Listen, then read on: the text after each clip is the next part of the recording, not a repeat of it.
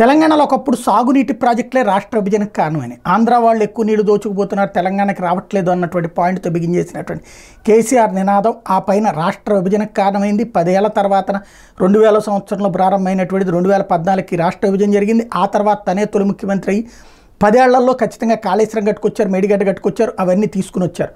గత 70 ఏళ్లలో సాధ్యం కానటువంటిది కేసీఆర్ చేసుకొచ్చారు. అయితే అందులో జరిగినటువంటి ఒక పిల్లర్ కుంగటం అన్నటువంటి అంశాలు, అక్కడ మట్టి తేడా వచ్చిందన్నటువంటి అంశాలని బేస్ చేసుకుని అవినీతికి పాల్పడ్డారు, లక్షల కోట్లు తినేశారు, ఊళ్ళు మునిగిపోతాయి అంటూ ప్రచారం చేసి అధికారంలోకి వచ్చినటువంటి కాంగ్రెస్ పార్టీ ఇప్పుడు చూస్తే నీళ్ళు వచ్చినాయి, అక్కడ ఏమీ ప్రాబ్లం రాలేదు.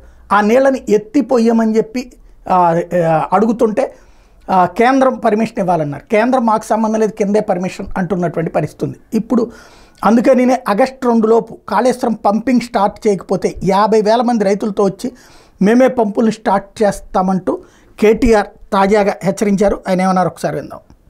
మీరు చేయవలసిందల్లా ఒకటే, ఈ పంపులు వెంటనే ఆన్ చేయండి. మీరు అనవసరంగా రాజకీయాల జోలికి పోయి రాజకీయంగా కేసీఆర్ గారిని బదనాం చేయాలనే ఒక చిల్లర ప్రయత్నం ఏదైతే మీరు చేస్తున్నారో ఇప్పటికే అవన్నీ కొట్టుకపోయినాయి గోదావరి వరదలో. ఇవాళ మీరు ఏమైతే అడ్డమైన మాటలు మాట్లాడినరో అవన్నీ తప్పుడు ప్రచారాలని చెప్పి ప్రజలకు అర్థమైపోయింది. అందుకే మేము అనేది, మీరు చేస్తారా పంప్ హౌస్ చాలు చేస్తారా చెయ్యరా తేల్చి చెప్పండి. మీకు అసెంబ్లీ సమావేశాలు ముగిసేదాకా ఈ ప్రభుత్వానికి మేము గడువు ఇస్తున్నాం. ఆగస్టు 2కు అసెంబ్లీ సమావేశాలు ముగుస్తా ఉన్నాయి. అప్పటిదాకా ఈ ప్రభుత్వానికి, ఎందుకంటే మేము కూడా అందరం హౌస్ లో నిలదీస్తాం, రైతుల పక్షాన ప్రభుత్వాన్ని అడుగుతాం, ఎందుకు చాలు చేస్తలేరు మీరు, అవసరమైతే ప్రత్యేక చర్చ పెట్టండి. లక్షలాది ఎకరాలకు సంబంధించిన ఎకరాలకు ఆయకట్టు నీళ్ళిచ్చే ప్రాజెక్ట్ ఇది.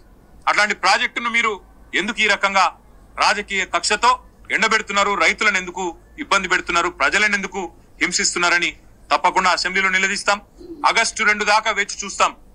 మీరు గనక ఆగస్టు 2 లోపల నిర్ణయం తీసుకొని పంపు లాంచ్ చేయకపోతే, నీళ్లు ఎత్తిపోయడం ప్రారంభించకపోతే 50,000 మంది రైతులతో మేము మా కేసీఆర్ గారి నాయకత్వంలో, మా పార్టీ నాయకత్వంలో మేమే వస్తాం.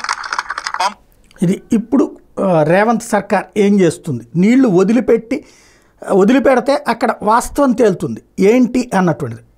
అక్కడ కనుక ఒకవేళ కేసీఆర్ తప్పు చేస్తే అప్పుడు ఏమైనా కొట్టుకుపోతుంటే అదిగో మీ వల్లనే అని చెప్పచ్చు. ఒకవేళ ఎత్తిపోయకపోతే కనుక అప్పుడు కావాలని చేస్తున్నట్టు ఉంటుంది. ఇప్పటిదాకా కేసీఆర్ని పరీక్షించారు, ఇప్పుడు రేవంత్కి పరీక్ష ఎదురవుతోంది.